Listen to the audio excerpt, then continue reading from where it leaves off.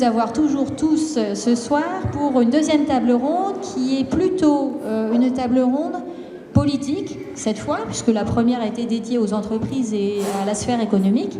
Et pour cette table ronde, je vais donc présenter les intervenants de ce soir.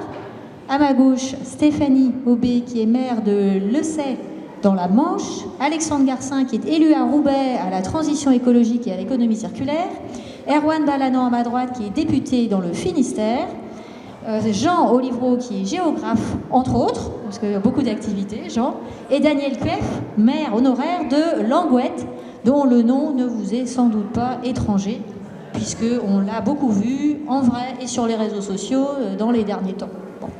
Donc, sans plus tarder, le propos de cette deuxième table ronde du Festival des solutions écologiques, c'est finalement quel peut être le rôle de l'élu et de l'élu local, pour ceux qui sont des élus locaux, dans cette transition.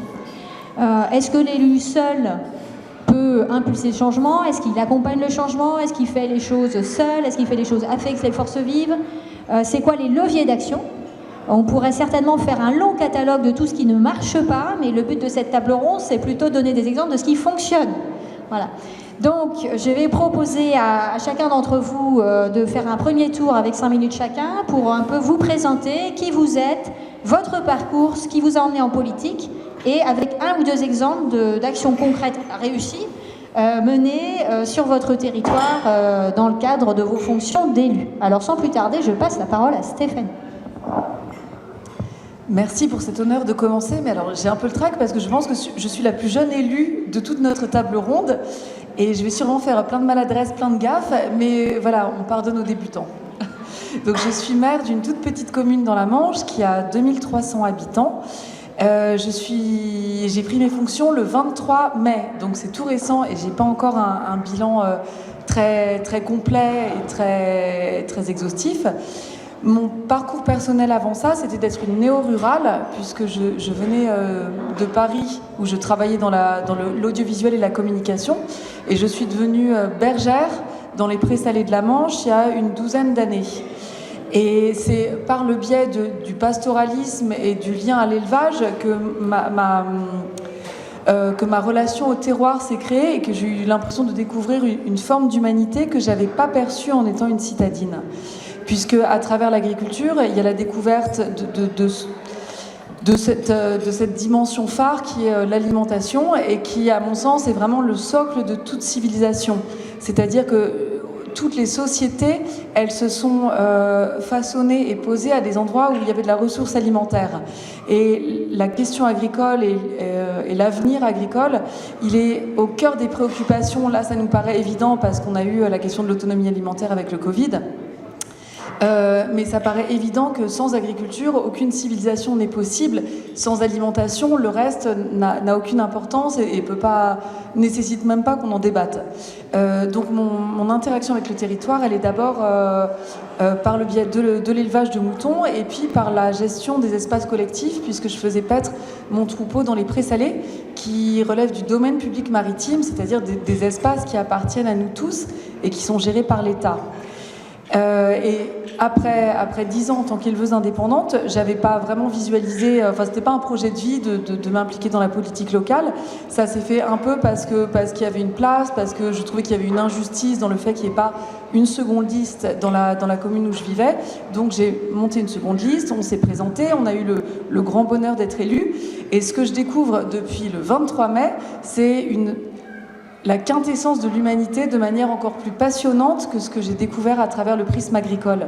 Puisque soudain, on a une vision de tout qui va des choix de la cantine des enfants jusqu'aux choix de voirie, d'urbanisme, quoi d'autre, les jeunes et les vieux, parce que c'est ça les grands enjeux de la vie en société dans une petite commune.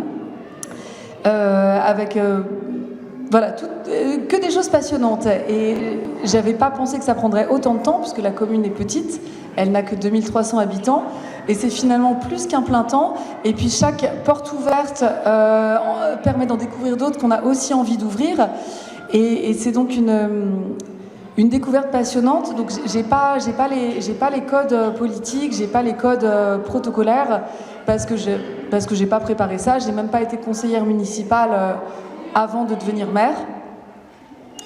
Mais comme tout est à réinventer, je réalise aussi que d'être arrivé à cette place après un prédécesseur qui avait fait 4 mandats et qui était donc âgé de plus de 70 ans, c'était une aubaine super géniale parce que l'espace, il est vierge d'une certaine manière.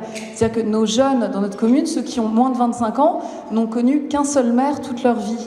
Et c'est à la fois atroce pour eux, parce que évidemment il était impossible ou très difficile de les intéresser à venir voter, de les intéresser à nos réunions. Et j'ai bien vu lors de mes premières propositions que j'arrivais pas à les bouger, les jeunes.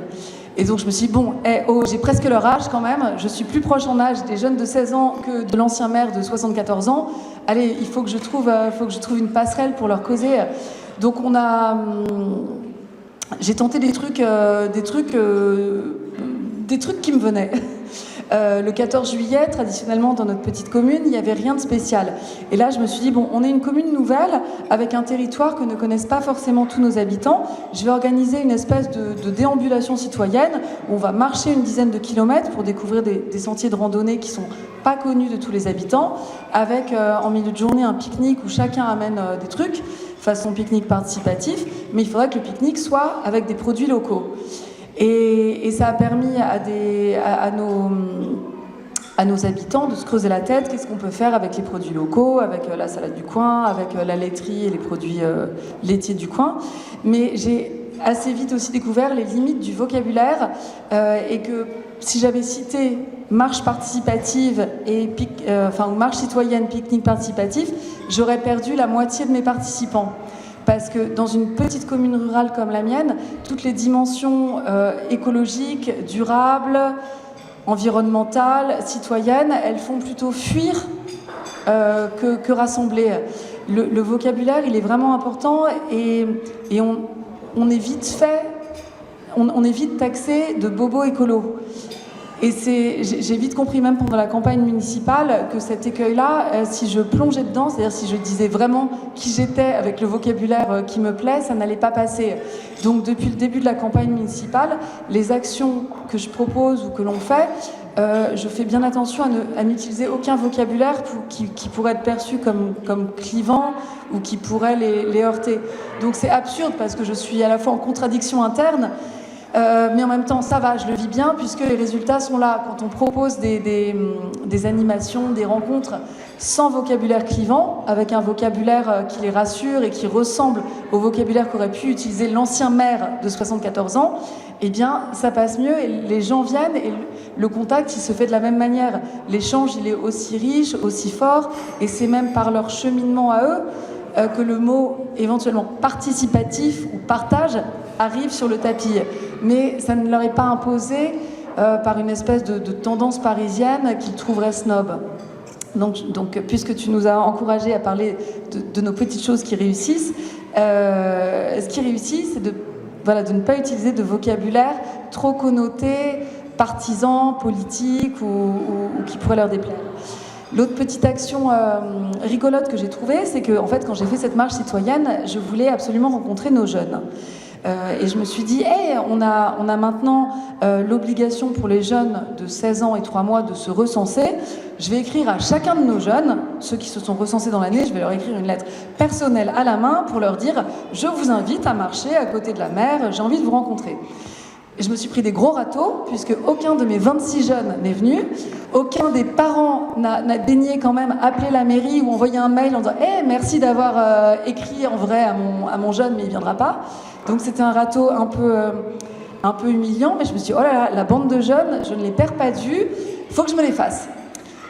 Quelques temps après, j'ai réalisé que dans le parc, l'espèce de terrain de basket polyvalent qu'on a, il n'y avait plus de panneaux au-dessus des paniers de basket. On en a racheté. Je me suis dit, là je les tiens mes jeunes. Je vais leur lancer un défi. Je ne poserai les panneaux de basket que s'ils viennent jouer un match avec une équipe d'agents et d'élus. Donc on leur a lancé un défi sur les réseaux sociaux et dans la presse, où nous, les agents et les élus, on posé avec un ballon de basket et puis un espèce de regard de tueur, du genre « non mais on va vous mettre une pâtée ». Et on a plus d'une vingtaine de jeunes qui ont répondu et qui sont venus jouer avec nous. Et je m'étais dit, bon, si on les attire, ok, je leur pose leur panneau de basket, hein, mais c'était juste un cheval de Troie. Ce que je voulais, c'était évidemment leur causer, leur parler du fait qu'il y a une nouvelle municipalité, qu'on n'est pas comme les anciens, qu'on a envie de les connaître, de leur causer, que la mairie est ouverte. Et puis je voulais leur faire prendre conscience aussi de la richesse de notre territoire d'un point de vue agricole, parce que ça reste vraiment l'énergie que j'ai au fond de moi, la notion de territoire productif et d'être fier de ce qu'on peut manger qui est issu du territoire où l'on vit. Et donc ce tournoi de basket, c'était aussi la Libye pour faire une merguez party, puisque comme je suis éleveuse de moutons, je valorise l'été mes vieilles brebis de réforme en faisant des merguez.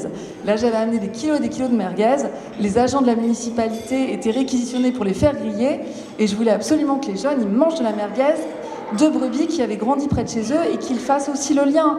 Les moutons qu'ils voient dans les champs, eh bien, ils sont là, je les mange, ils sont bons, et je suis en train de jouer au basket avec des élus qui avant étaient perçus comme des vieux rébarbatifs. Et donc, c'est voilà, des petites actions comme ça qui coûtent pas cher, donc c'est chouette parce qu'à l'échelle d'une toute petite commune comme la mienne, on n'a pas de budget, et en plus, c'est difficile de convaincre mon propre conseil municipal de dégager du budget pour ce genre d'action, et ça nécessite d'être inventif et d'être absolument sans aucune autocensure. Et je pense que ça roule pas mal quand on est aussi issu d'une génération, je veux dire comme la tienne, parce que ça va nous permettre de faire une transition pour que je te passe le micro.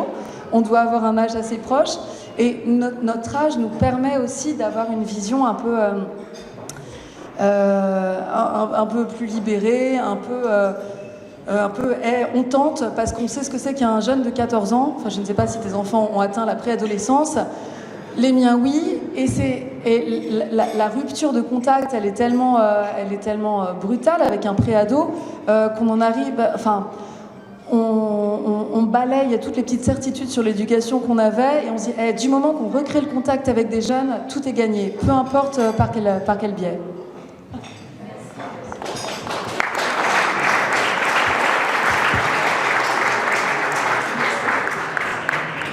Merci beaucoup Stéphanie. Tiens, je vais prendre le tien. Voilà. Alexandre, justement, toi, moi ce qui me frappe dans ce qu'Alexandre peut nous raconter peut-être, c'est comment en gros tu as changé de vie professionnelle, comment tu finalement t'es orienté vers la politique, et comment avancer à pas de géant sur la transition écologique à Roubaix. Au départ, quand je t'ai rencontré, je me suis dit c'est un défi. C'est quand même un gros défi. Qu'est-ce qu'on peut faire à Roubaix alors que peut-être la priorité c'est le chômage, l'emploi, des questions comme celle-là qui sont particulièrement aiguës sur ces territoires-là. Comment justement on entraîne un mouvement de transition écologique sur ces territoires? Bonsoir, alors moi je suis arrivé en politique en 2014 à travers une liste citoyenne qu'on avait faite un peu par hasard, enfin voilà, au hasard des rencontres, sans avoir aucune chance au départ, et on s'était dit on va faire un programme dans lequel on va mettre tout ce que les politiques ne mettraient pas. Bon, on partait dans le mur parce qu'on était vraiment une petite liste citoyenne, et en fait avant le premier tour on a fusionné avec la liste de centre droit, qui nous a permis en fait de fusionner nos programmes et de mettre des projets qu'on avait mis dans notre programme de liste citoyenne sur le programme de la liste fusionnée. Et notamment un projet qui m'était cher, qui était le zéro déchet.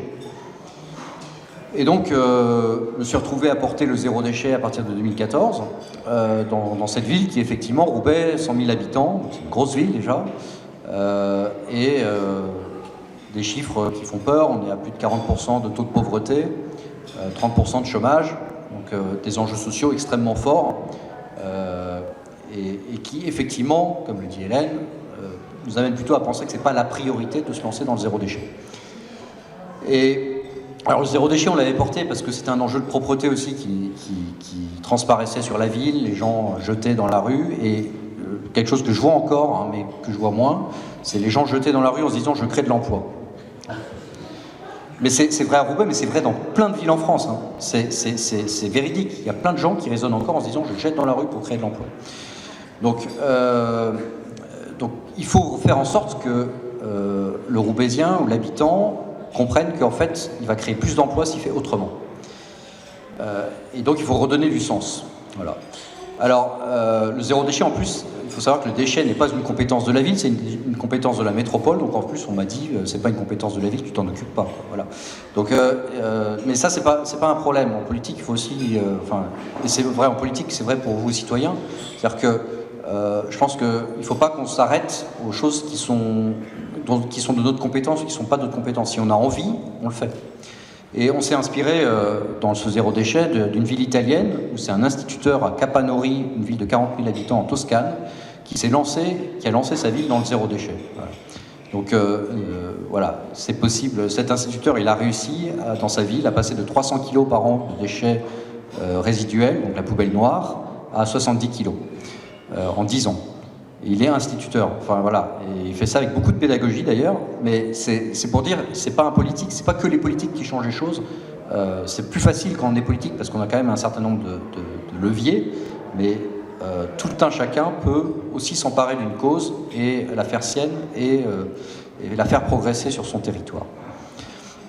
Donc on s'est lancé dans le zéro déchet, on s'est dit dès le départ, la seule façon d'y arriver, c'est de mobiliser, puisque c'est pas notre compétence, de mobiliser l'ensemble des acteurs de la ville. Donc les citoyens, les commerçants, les entreprises, les écoles, l'administration, il faut que tout le monde s'y mette, les associations.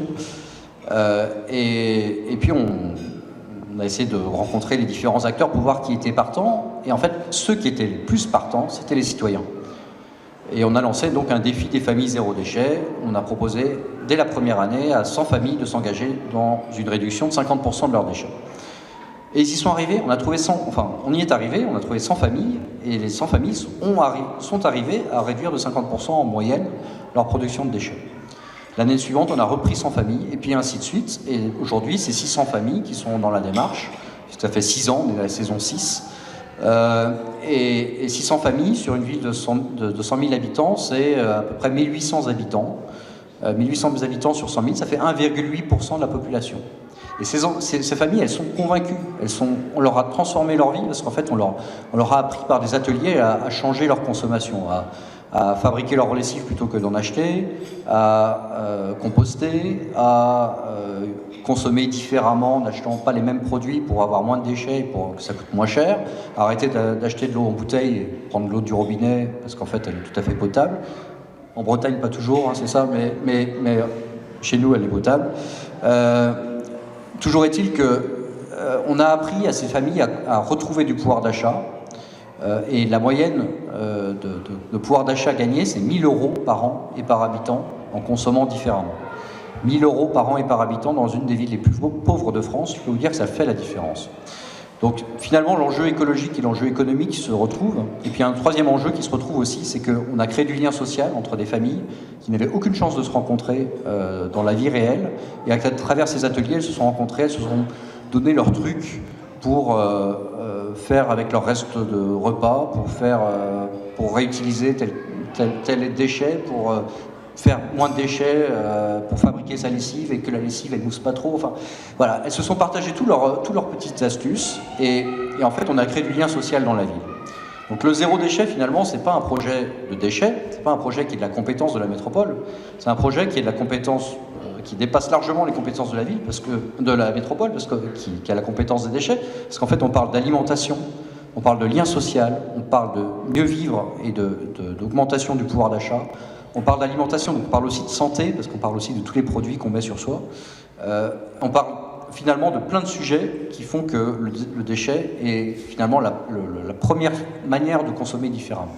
Et à partir des citoyens, de cette énergie, parce que l'énergie ne vient pas que de l'élu, à un moment donné, l'énergie vient des citoyens, de tous ces 600 familles pour qui ça a changé la vie, qui deviennent des militants du zéro déchet, qui en parlent autour d'elles, qui en parlent à leurs voisins, à leurs familles, à leurs amis, et qui emmènent avec elles, du coup, des commerçants, qui emmènent avec elles les écoles, qui emmènent avec elles les associations. Donc maintenant, toutes les écoles sont dans la démarche zéro déchet. Il y a une directrice qui me disait il n'y a pas longtemps, c'est plus un sujet, c'est rentré dans l'habitude. Les associations sportives se mettent à faire ça aussi. Donc maintenant, il y a des associations de basket, par exemple. Si tu viens pas avec ta gourde et ton maillot, tu joues pas. Et voilà. Et tout ça est en train de rentrer dans les mœurs. Et on commence à comprendre que finalement, on crée de l'emploi, on crée de l'emploi autrement, puisqu'on a aussi créé des entreprises. on a une trentaine de projets d'entreprises qui se sont créés déjà, une trentaine qui sont à venir. Donc c'est des entrepreneurs qui sont venus vers nous en nous disant nous on veut faire de l'économie circulaire et je pense que vous êtes le bon territoire pour le faire. Voilà. Et nous, notre rôle en tant qu'acteur politique, finalement, avec ces entreprises, c'est de les mettre en relation, parce que l'économie circulaire, c'est une économie dans laquelle on met en relation. L'économie linéaire, c'est celle dans laquelle on est aujourd'hui, c'est je prends, j'utilise, je jette. Bon, il n'y a pas besoin de faire de la collaboration là-dedans, c'est celui qui est le moins cher qui gagne.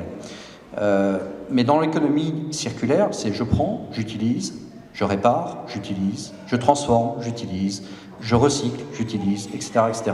Et cette économie circulaire-là, elle nécessite d'être dans la collaboration. Et donc, en fait, nous, acteurs politiques, on met en relation tous les acteurs du territoire qui pourraient travailler ensemble pour créer plus de valeur économique, pour créer finalement, alors c'est des grands mots, mais une économie systémique, c'est-à-dire une économie de système, une économie au sein même de notre territoire, une économie symbiotique, alors c'est encore des grands mots, mais c'est la symbiose, comme il y a dans la nature finalement, on va la répliquer à l'échelle de la ville, une économie circulaire, inclusive parce qu'elle part des habitants, elle part de ces familles qui ont commencé à changer leur mode de consommation, et elle donne de l'énergie pour que même aujourd'hui des grands groupes comme La Redoute, qui est implanté à Roubaix, comme Camaïeu, qui a été repris récemment après des difficultés financières, commencent à se dire, nous aussi on va faire de l'économie circulaire.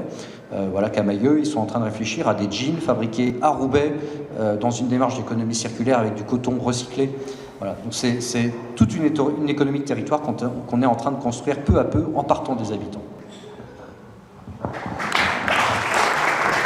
Merci beaucoup Alexandre, et donc je vais passer la parole à Erwan. On échangeait rapidement tout à l'heure où tu disais il y a les actions, il y a la vision partagée qui est nécessaire pour avancer dans la même direction. Est-ce que du coup la vision c'est l'économie circulaire, c'est autre chose? Quelle est la vision qui peut parler aux habitants et comment articuler l'action et la pensée? Ouais, oui, c'est gentil de me lancer là-dessus. Juste deux mots, moi, pour me présenter. Donc, je suis Erwan Balanant, je suis député du Finistère de la circonscription Quimperlé-Concarneau, dans le sud Finistère. Et avant ça, j'ai commencé à m'engager en politique un peu de la même façon que tous les deux. J'étais sur une liste qui était une liste également citoyenne. Ça s'appelait pas vraiment comme ça à l'époque, mais c'était exactement ça. C'était en 2008. Et puis on a en réalité gagné, alors que personne pensait qu'on allait gagner. Donc on avait un maire qui était un ancien prof d'histoire géo, monsieur Olivreau. Bref, voilà, on avait une liste citoyenne, et moi je venais de racheter une maison en Bretagne. J'étais originaire d'une petite commune à côté qui s'appelle Rédéné, mais je venais de racheter une maison et j'étais effaré. Et c'est comme ça que j'ai commencé, c'est pour ça que j'ai voulu me mettre sur la liste. J'étais effaré par la consommation du foncier agricole pour des zones d'activité commerciale que j'estimais complètement inutiles sur le territoire. Et je comprenais pas pourquoi, et c'est comme ça que j'ai commencé à m'investir. Et puis j'étais adjoint à la citoyenneté et à la communication. Et en étant adjoint à la citoyenneté, j'ai décidé de mettre en place un agenda 21. À l'époque, c'était le truc un peu, on parlait de développement durable, agenda 21. Et moi aussi, on me traitait de bobo parisien. Donc c'est pour ça que ça me fait assez sourire. On me traitait de bobo parisien alors que j'étais né sur ce territoire. J'y avais vécu quand même une grande partie. Alors effectivement, je m'étais évadé comme beaucoup de jeunes pour faire mes études et pour finir mes études à Paris. Mais enfin bon, je trouvais ça un peu dur. Et je vois aujourd'hui les mêmes qui à l'époque me traitaient de bobo parisien me faire le reproche de ne pas aller assez vite sur un certain nombre de textes politiques de portée nationale. Donc comme quoi les choses ont évolué et les choses ont avancé. Et donc moi j'ai été élu député en 2017 et très vite avec un collectif, on a créé un collectif avec quelqu'un que vous connaissez certainement qui est Mathieu Orphelin, qui est un ami et un proche, pour se dire comment on porte la question de la transition de façon transpartisane pour essayer d'embrasser le plus de députés possible et de sensibiliser le plus de députés possible à la question de la nécessaire transition à faire. Et donc on a créé ce collectif c'est un collectif qui s'appelle Accélérons. Alors accélérons la transition, hein, pas pour accélérer l'économie de marché et l'industrialisation de notre monde. Donc voilà.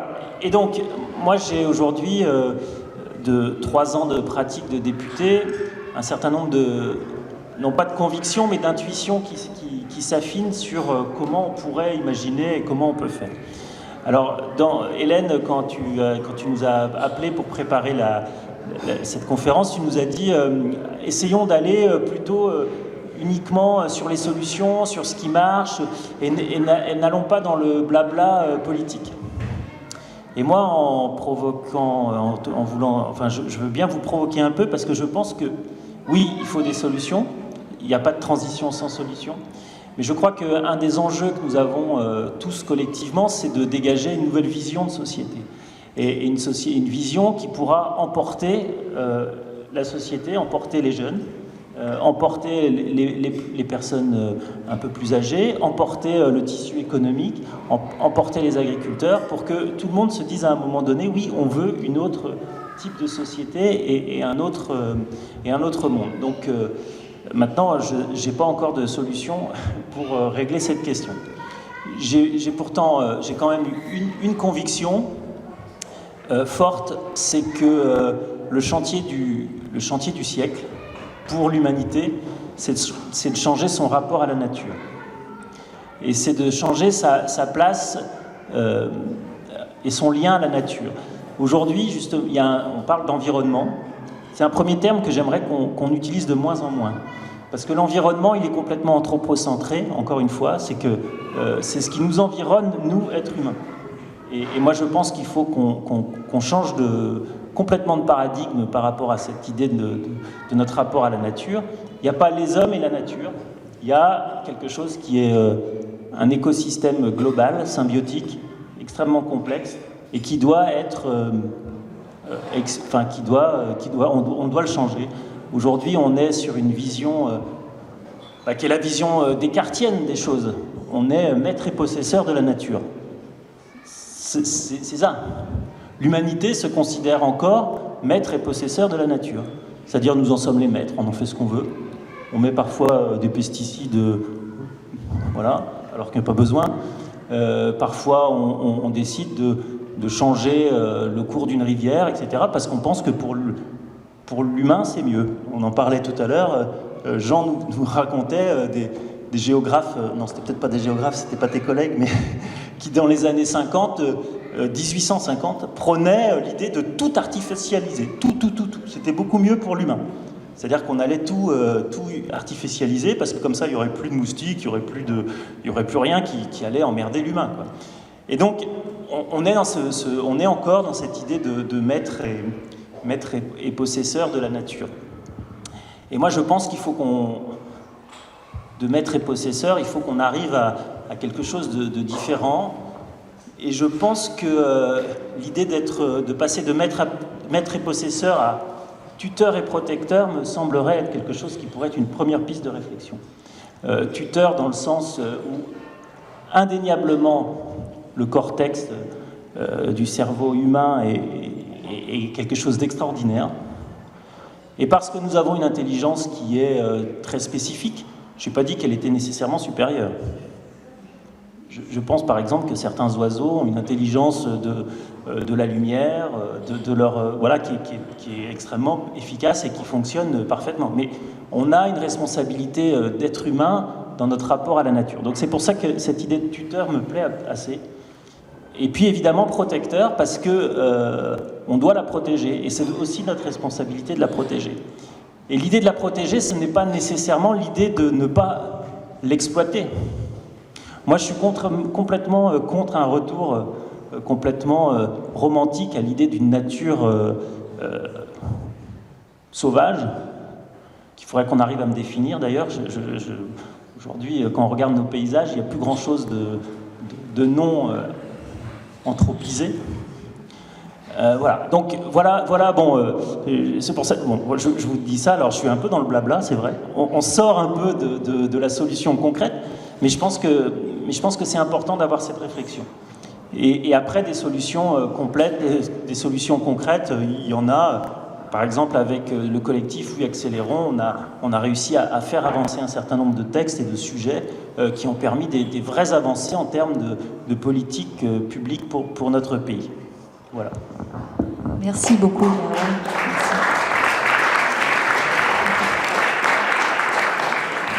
Je vais passer la parole à Daniel, du coup, pour garder la fin pour Jean, pour réagir par rapport à tout ce qui vient d'être dit. Et pour Daniel, justement, par rapport à un rôle de maire et au rapport à la nature, ou au milieu dans lequel on se trouve, quelle est la force de frappe, c'est le mot qui me vient, d'un élu sur ces questions-là? Qu'est-ce qu'il est possible de faire? Qu'est-ce qu'il est souhaitable de faire aussi pour la suite? Merci beaucoup. Merci beaucoup pour votre invitation. Donc, en 1999, une élection partielle à Languette, où je deviens maire à la faveur de cette élection partielle, et je propose à mes collègues élus de travailler sur la notion de développement durable. C'était un terme complètement étranger au langage politique local. On parlait à peine d'environnement, on parlait un peu de cadre de vie, et encore le cadre de vie consistait au fleurissement du village. Donc cette notion était éminemment plus politique. Donc on a transformé cette chose qui était un peu théorique, un peu confuse, qui venait de l'ONU, enfin qui nous alertait déjà à l'époque, en 82, sur un certain nombre de choses qui arrivent maintenant. On l'a transformé par des challenges. Est-ce qu'on peut, oui ou non, se passer d'énergie fossile? Est-ce qu'on peut, oui ou non, construire du logement social très écologique? Est-ce qu'on peut, oui ou non, travailler sur une mobilité décarbonée? Est-ce qu'on peut, oui ou non, produire notre propre énergie? Et nous avons pris ces challenges et nous avons essayé de les réaliser dans un milieu qui est le milieu de Languette, qui n'était pas un milieu du tout favorable à l'écologie. C'est un milieu presque hostile à l'écologie. C'est d'ailleurs dans cette commune, en 1964, qu'il y a eu le premier remembrement radical, je dirais, de la part de la Chambre d'agriculture, qui a totalement arraché 100% des haies bocagères, à l'époque, pour laisser passer les machines agricoles de façon importante. Donc c'est pas un village de bobos, c'est pas un village où des gens se sont réunis pour décider d'être écologistes. D'ailleurs, au niveau des élections nationales, il y avait 3, 4 voix, 5 voix pour tous les partis écologistes réunis, donc c'était très peu.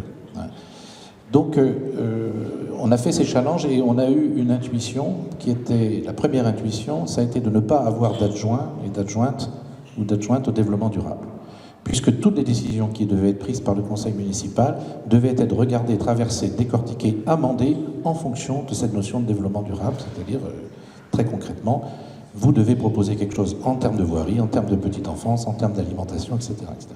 Et nous avons avancé de façon très lente, mais de façon ferme. Et donc nous avons ouvert une cantine 100% bio. La première cantine de France 100% bio, c'est à Languette.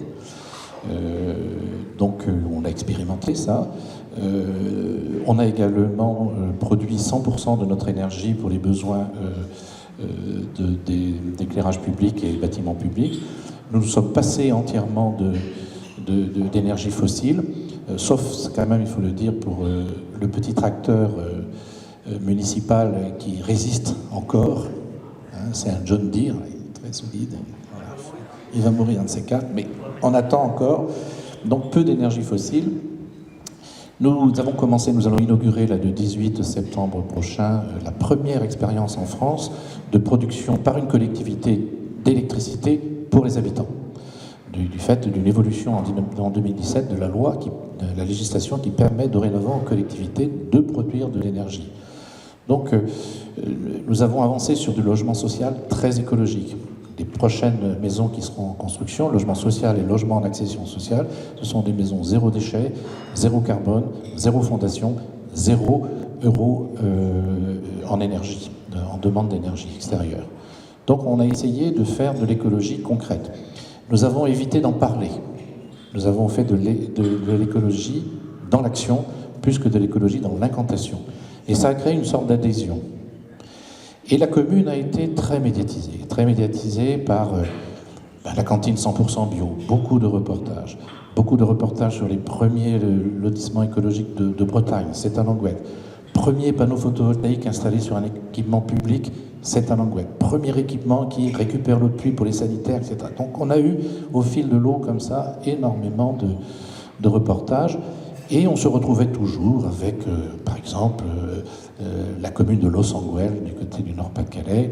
Et on était présentés comme des communes écolos, l'Eldorado écolo, des communes vraiment très avancées sur le plan écologique. Et moi, je considérais que c'était une escroquerie. Une escroquerie. Parce que quand je voyais dans ma commune disparaître la biodiversité, peu à peu, et que je voyais dans ma commune que les maladies professionnelles des agriculteurs étaient aussi des maladies des riverains, je ne pouvais pas laisser dire que nous étions l'Eldorado écolo.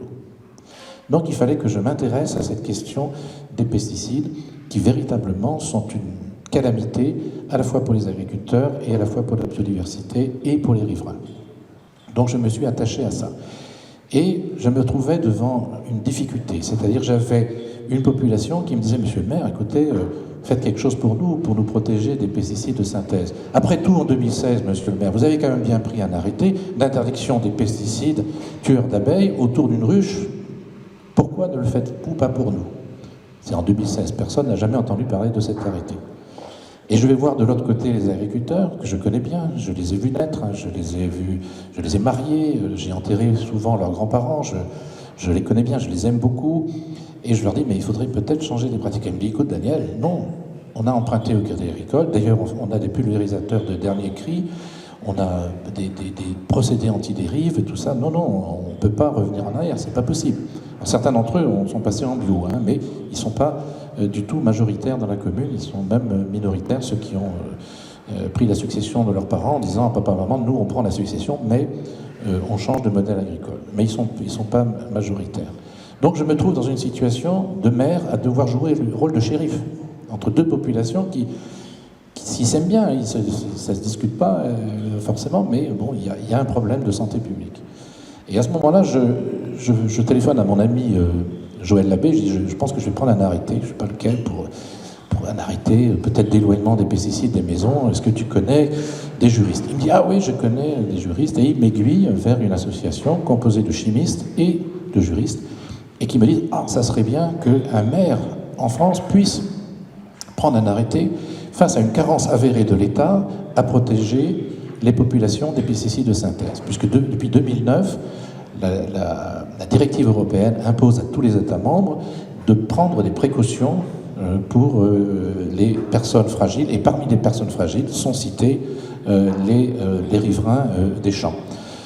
Donc je prends un arrêté de distance de 150 mètres des maisons, et qui est 150 mètres, ça m'avait été conseillé par l'ONG Génération Future, qui avait fait des études pour montrer que sur des terrains de sport, si vous voulez, on commençait à ne plus respirer les pesticides épandus dans les champs dans une distance entre 120 et 150 mètres. Donc on prend 150 mètres, voilà, ou 100 mètres s'il y avait un talus de séparation entre les maisons et le champ.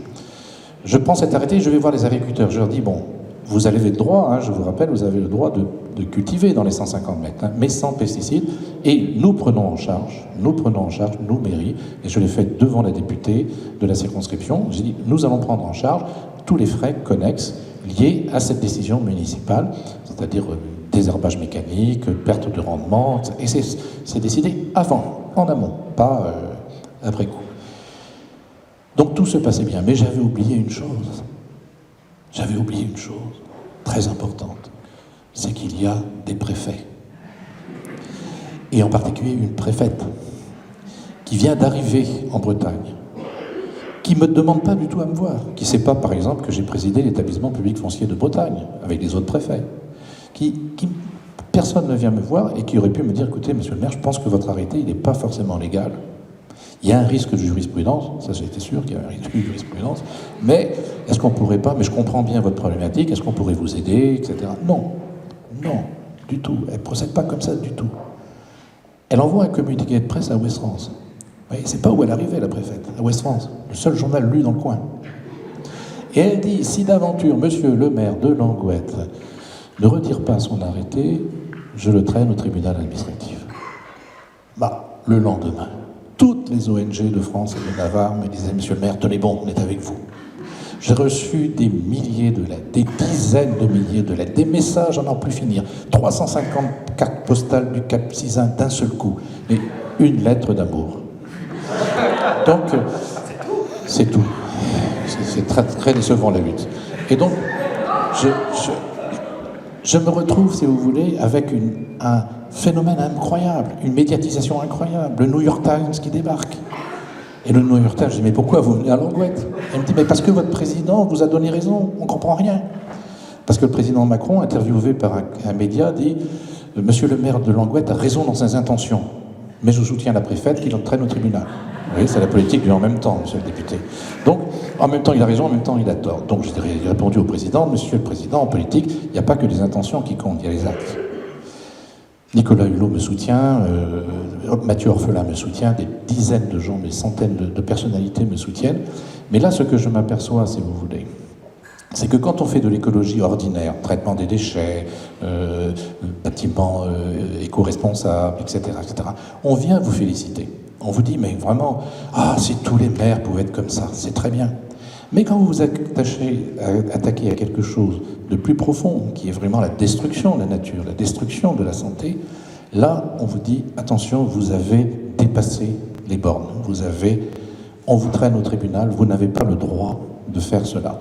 Et là, c'est là que l'on voit toute la mécanique, et Nicolas Hulot me l'a expliqué souvent, toute la mécanique, à quel point toutes les positions qui sont prises en fait par le ministère de l'écologie pour avancer, et Nicolas Hulot avait proposé le temps que le glyphosate soit interdit, parce que ça prend un peu de temps pour les agriculteurs évidemment, d'autoriser les maires à avoir des zones de non-traitement selon les régions, selon les coins, selon les types de cultures, pour, en attendant, protéger les populations. Et même ce minimum-là n'a pas été accepté par le gouvernement, et en l'occurrence non plus par l'Assemblée nationale, je ne pense pas que ça soit passé d'ailleurs.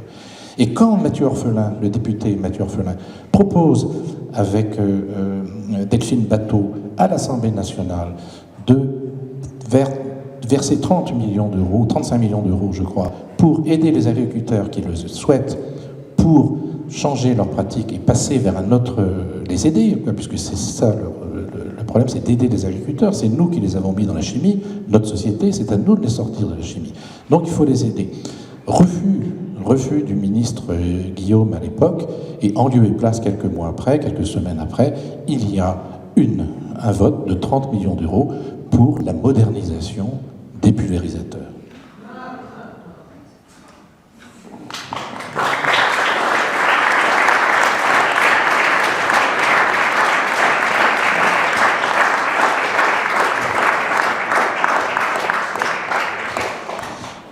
Bon, je ne sais pas quoi dire, ça va de réagir. Alors, d'une part, parce que je ne suis pas du tout élu, je suis universitaire et en plus, pas du tout spécialiste de l'action. C'est-à-dire que chez moi, par exemple, je ne sais pas bricoler. J'ai plutôt un jardin où je laisse tout pousser depuis 6 ans, ce qui me permet de retrouver des lézards verts et des papillons azuréens. Un jardin punk, dit-on. Voilà, donc... nous, ce qu'on essaye de faire, en fait, c'est très différent de ce qui se fait aussi, et je suis assez admiratif devant effectivement tout ce que les gens font avec la table ronde tout à l'heure, de façon très concrète. Ce que fait Denis, c'est ici, j'ai été ébahi. Et deuxième point aussi, les actions des élus. Alors, où on a eu plein d'exemples, hein, que ce soit effectivement... comment elle s'appelle, Stéphanie? Non, Stéphanie, c'est ça, Roubaix, Daniel, Rouen, etc. Alors je vais évoquer 3 choses, un peu aussi pour titiller. Avec l'épreuve de la pandémie, j'ai demandé, un peu contrairement à ce qu'on me disait parfois, mais d'interroger directement sur ce que cet épisode pouvait changer chez les jeunes. Et j'ai ainsi obtenu 200 dossiers, études, copies, où il y avait leur réaction un peu en direct d'un vécu. Et du coup, il y a un champ analytique tout à fait considérable où c'est un vrai tsunami, ça a été une révolution. Ça a vraiment changé considérablement des gens qui se sont retrouvés. Alors, j'ai fait beaucoup aussi de cours via Zoom et tout ça, ce qui change complètement les modalités pédagogiques. Et les gens, en fait, notamment en 4e année à Sciences Po, puisqu'ils se font tous la 3e année obligatoire à l'international, il y a eu effectivement un retour vers ce que vous soutenez, une envie de territoire, de mettre les mains à la terre, de local, etc., de redécouvrir la nature. Et ça laisse beaucoup d'espoir, même si je ne sais pas si ça va être passager, ou si ces gens, effectivement, vont s'inscrire dans des dynamiques davantage de durabilité. À l'inverse, dans les études aussi, il y avait des éléments très désabusés sur le monde politique. Et je veux aussi un petit peu, justement, leur poser des questions là-dessus. Comment expliquent-ils, s'ils font tant de choses, l'abstention absolument incroyable et qui se renforce à toutes les échelles territoriales? Alors vous l'avez un petit peu évoqué, Stéphanie, avec la difficulté de contacter les jeunes, hein. Je pense que vous étiez en plein dans le sujet. Et finalement, les gens croient-ils encore en politique? D'où ça vient? C'est une question, hein, et je n'ai pas la réponse. Et n'y a-t-il pas parfois aussi une responsabilité dans cette société de vitesse, d'accélération, d'urgence, où on est souvent, dans le monde politique, à chercher le coupable, à être dans des tweets, à être dans des accusations. Certains débats à la télé sont vraiment, les gens n'ont même pas de parler, ils commencent tout de suite à s'affectiver. Et je rejoins ce que tu disais, Erwan, où est la vision, un minimum partagée, alors qu'aujourd'hui on voit quand même qu'il y a pour le moins un enjeu, un défi, un sujet majeur, qui est effectivement le rapport entre les gens et la nature, et non pas, je partage pleinement ce qui nous environne, hein, ou l'environnement, c'est beaucoup plus profond que ça. Et donc, comment finalement on prend ça? Et question induite, où est aussi, dans la dimension politique française, la prise en compte de l'identité, et je dirais même des identités, notamment ici en Bretagne, où les acteurs politiques prennent-ils véritablement en compte une terre de civilisation, les enjeux énormes de la langue, la façon de voir les choses en breton ou en gallo, qui est complètement différente du français. C'est un autre logiciel de compréhension du monde. C'est là qu'est la pépite. On ne peut pas faire une écologie internationaliste partout, un truc qui serait maoïste, parce que les lieux sont différents. Parce que justement, l'identité est la véritable pépite des gens. Et là, moi, je suis vraiment, des fois, déçu de voir comment on passe à côté de l'essentiel et la faiblesse globale, hein, des acteurs en Bretagne pour effectivement promouvoir ce qui est un élément clé pour demain. Et je terminerai par un ou deux exemples. Le bocage, bien sûr, mais il y en a un qui me frappe aussi. C'est comment les gens méconnaissent désormais les cycles naturels de la Bretagne. Encore ce matin, dans ma commune, je voyais un tracteur enlever joyeusement les laisses des mers, avec une plage que je connais très bien, qui a perdu à peu près 1 mètre ou 1,50 m de sable en l'espace de 3 ans. Et en fait, tout simplement parce que les gens ne savent même plus que les algues eux-mêmes, évidemment, nourrissent le substrat, outre le fait que cela favorise la biodiversité, bien entendu. Donc, quelques questions aussi, notamment sur ce décrochage. Comment entraîner aujourd'hui les jeunes sur une vision qui semble évidente et pourtant qui politiquement ne parvient pas à faire consensus? Merci. Ce que je vous propose donc, suite à ces différentes interventions, comme tout à l'heure, c'est de prendre 3 questions de la salle. Je vous vois pas, mais c'est pas grave. Vous levez un bras et vous parlez bien fort. On va prendre 3 questions pour les intervenants. Ah, on va vous voir. Je vois une question là. Alors bien fort. Si à l'échelle nationale, on ne change pas non plus le rapport, on va dire, au temps pour les gens, parce qu'aujourd'hui, j'ai vu beaucoup d'exemples de démocratie participative, mais c'est très dur de faire taire les gens, et surtout aussi sur la durée, parce qu'ils n'ont pas le temps, on est aussi dans une société qui est plutôt individualiste aujourd'hui, d'où aussi les jeunes qui ont du mal à venir se déplacer sur place pour participer, ils sont plus sur les réseaux. Et du coup, est-ce que vous pensez que vous pouvez réussir à faire une vraie participation des gens sur la commune, sur la vie de la commune, sans pouvoir changer autre chose, le rapport au travail, le rapport au temps, à côté souhaitez. Alors, il y a une chose extrêmement urgente, c'est de supprimer totalement la démocratie participative. La démocratie participative est conservatrice. Conservatrice. Je vais vous raconter une histoire, c'est celle qui m'a été racontée par José Arthur lors de l'élection présidentielle où Ségolène Royal a introduit cette notion de démocratie participative. Et je ne sais pas si vous vous rappelez, il y avait des panels, un panel de personnes qui allaient poser des questions à la candidate et elle répondait et ça faisait programme électoral ou engagement électoral. Et elle était dans les coulisses, donc en attendant que l'émission ait lieu, avec José Arthur, avec François Hollande, et elle, donc, et arrive une des personnes qui allait participer au panel, qui était un homme handicapé en fauteuil roulant. Et Ségolène Royal voit cet homme, se précipite vers lui embrasse la main. Et François Hollande dit, s'il se remet à marcher, elle gagne l'élection. J'espère que j'ai réglé le compte à la démocratie participative. Elle est conservatrice, pourquoi? Parce que quand vous réunissez des gens pour leur demander leur avis sur quelque chose, vous comme moi, vous allez forcément avoir une idée dont vous avez déjà entendu parler. C'est impossible d'avoir une idée, de proposer quelque chose dont vous n'avez strictement jamais entendu parler. Et quelqu'un qui peut-être fait dans une salle ou dans une réunion une idée un peu inventive sera un peu tout seul à parler de cette invention-là. Voyez ? Et ça, je m'en suis aperçu dans ma commune quand, dès les premiers mandats, si vous voulez, il y avait une route départementale qui traversait le village de part en part.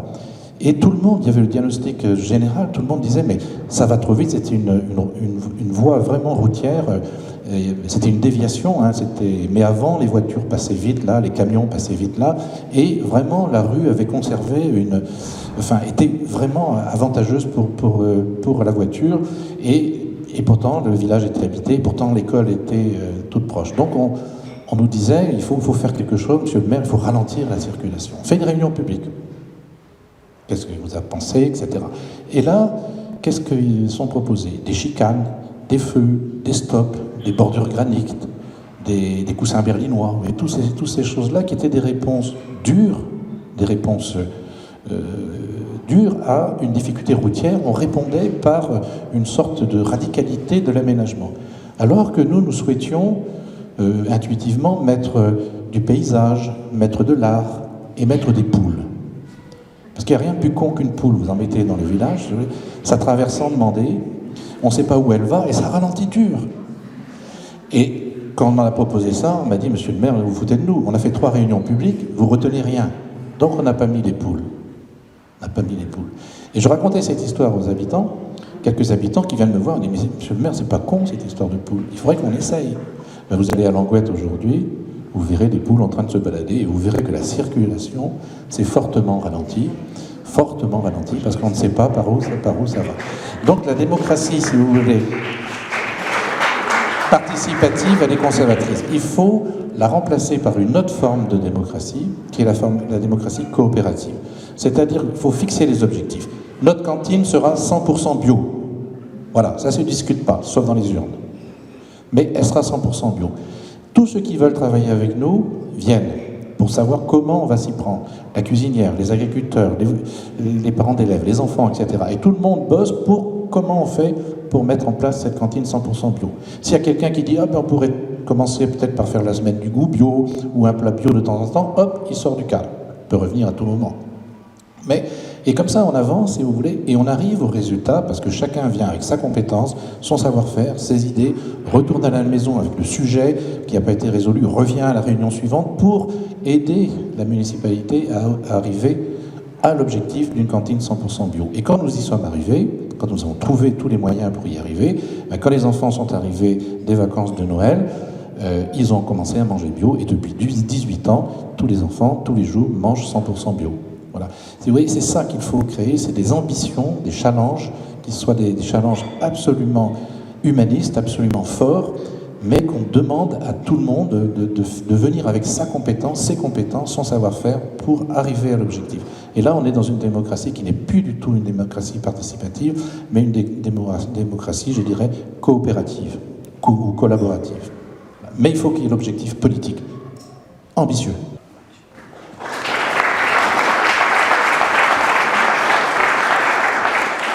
Moi, je veux bien compléter sur ce sujet, parce que c'est un sujet sur lequel je travaille beaucoup en tant que député. Et je vais être le rapporteur de la réforme du CESE, du Conseil économique, social et environnemental, qui va arriver à la rentrée. Et je partage complètement ce que tu viens de dire. C'est exactement ça l'enjeu. L'enjeu de notre démocratie, c'est justement de réconcilier la démocratie représentative.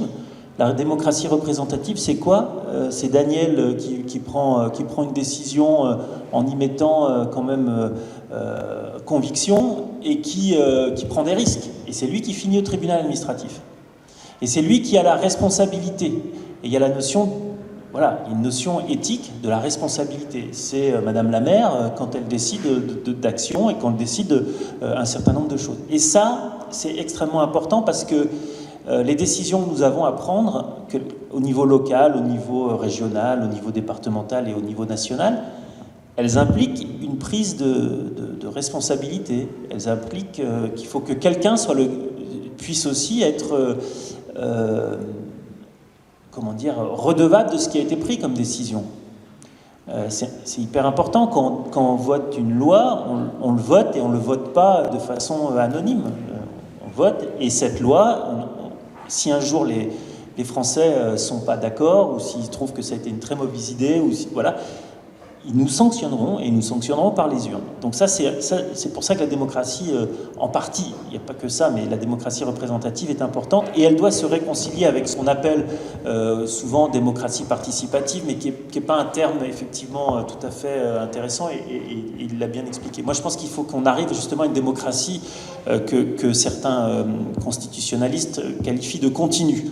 C'est-à-dire qu'à côté de la démocratie représentative, dans l'interstice des élections, il y ait un débat qui puisse être permanent entre les élus, les citoyens, le tissu associatif, la société civile, etc. etc. Parce que on ne peut pas être dans un ancien temps où effectivement on élisait quelqu'un pour 6 ans, et puis 6 ans après on revenait, on refaisait un débat. On voit aujourd'hui qu'il y a... D'ailleurs c'est quelque chose d'assez contradictoire avec... je crois que jamais autant les citoyens ont eu envie de participer, ont envie de s'impliquer dans la politique, et jamais il y a eu autant de défiance envers le politique. Et pourtant, moi je vous le dis, ça fait maintenant 10 ans que je suis investi, 10 ans que je fais de la politique, et je le fais... Voilà, on ne le fait pas pour l'argent, parce que même député, c'est vrai que j'ai mieux payé que ce que je faisais avant, mais enfin, on roule pas sur l'or non plus, c'est confortable, on va dire, c'est confortable. Mais on ne le fait pas pour soi quand on fait de la politique. Et je pense que 90% des personnalités politiques, des hommes et des femmes qui s'engagent, ils le font pour les autres. Ils le font pour les autres. Alors, dans ces 90%, même s'ils le font pour les autres, ça arrivera qu'il y en a qui ont des visées, qui ont de l'ambition. Mais avoir de l'ambition, c'est jamais quelque chose de mauvais. Parce que l'ambition, elle peut être personnelle, mais elle porte aussi parfois une ambition de projet. Voilà. Moi, naïvement, je me suis engagé en politique parce que j'avais envie de changer les choses, tout simplement. Et je le fais pour moi, évidemment, pour avoir être en adéquation avec l'éthique de la vie que j'ai, mais je le fais surtout pour les autres. Et donc, il y a quand même un travail de réconciliation à avoir, et je pense que justement, le dialogue, ça permet cette réconciliation. Moi, j'ai suivi de très près la Convention citoyenne pour le climat. C'est une expérimentation démocratique incroyable, inédite. On peut critiquer, il y a des gens qui l'ont critiqué, mais enfin, moi, ce que j'ai vu à la fin de cette expérimentation, c'est 150 citoyens qui étaient défiants envers les politiques et qui sont devenus des citoyens politiques. Et des gens qui ont envie de s'engager. Certains ont été candidats dans des mairies et certains ont été conseillers municipaux, etc. etc. Et je crois qu'il y en a même un qui est devenu maire. Donc, voilà. Donc c'est pour ça que c'est important d'avancer sur ce sujet. Et je répondrai... est-ce que je... Voilà. On n'oublie pas monsieur, sinon il va être fâché à la fin. Mais je propose qu'on finisse le tour là-dessus et qu'on prenne la deuxième question à l'issue de la table ronde. Ça marche, merci. Ce sera très rapide pour moi sur la démocratie participative. Ce que j'ai découvert à travers les citoyens, c'est que ceux qui viendraient si on les appelait à s'exprimer, ce seraient toujours les mêmes, ceux qui n'ont pas besoin d'invitation pour s'exprimer, c'est-à-dire ceux qui sont des leaders naturels, soit les présidents d'associations, soit les chefs de quartier, et en fait c'est pas de leur avis dont on a besoin, c'est pas leur avis qu'on a besoin de solliciter parce qu'eux ils s'expriment naturellement. Ceux dont l'avis serait intéressant, c'est ceux qui s'expriment pas, et c'est ceux qui s'exprimeront pas dans le cadre d'une démocratie participative si on les invite à des grandes réunions publiques. Et c'est ceux justement qui sont le plus vulnérables et dont l'avis est le plus important. Et je pense que l'approche d'un élu, c'est au contraire de prendre soin de leur pudeur à s'exprimer et d'aller les écouter, mais surtout pas en les encourageant à s'exprimer publiquement, parce que c'est pas dans leur nature, c'est pas souhaitable, ce serait les violer un peu d'une certaine manière que de les forcer à s'exprimer en public. Donc ça fait plutôt partie d'une fonction sociale de la mairie, soit via l'adjoint aux affaires sociales, ou soit des agents qui vont recueillir avec douceur et avec vraiment beaucoup de respect et beaucoup de pudeur leurs besoins pour ensuite les retranscrire et les défendre de manière politique.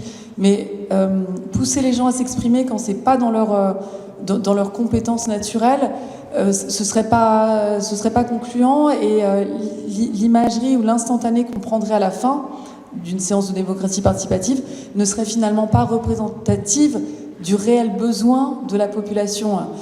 Donc ça nécessite de notre part beaucoup de douceur et de respect du rythme de chacun et de sa compétence, de la capacité de chacun à s'exprimer avec des codes différents en plus. Parce que l'expression publique, ça peut être trash et pas équilibré, pas équitable. Moi, je rajouterais juste un dernier mot. Je rejoins totalement Daniel sur son analyse.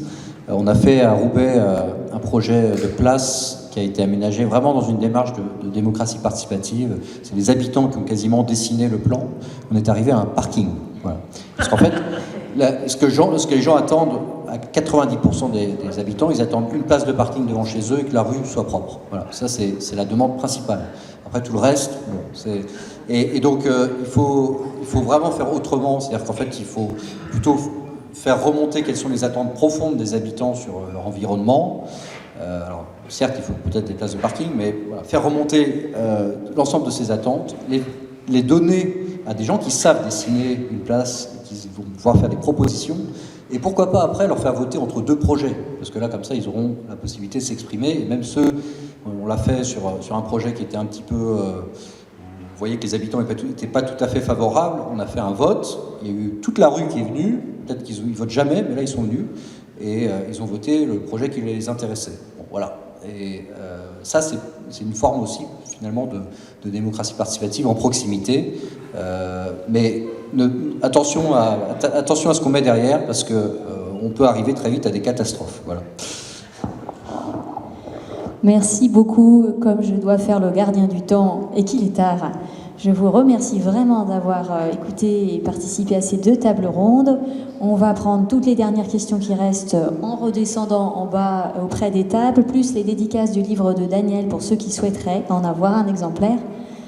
Bel ouvrage et beau récit. Et donc, pour tous ceux qui en ont l'intention, on vous retrouve demain, toute la journée, pour le forum des exposants des solutions écologiques du territoire. Voilà, je crois que c'est à partir de 9h30. Et donc, il y aura énormément d'acteurs locaux, entreprises et associations à découvrir. Merci encore et bonne fin de soirée à tous.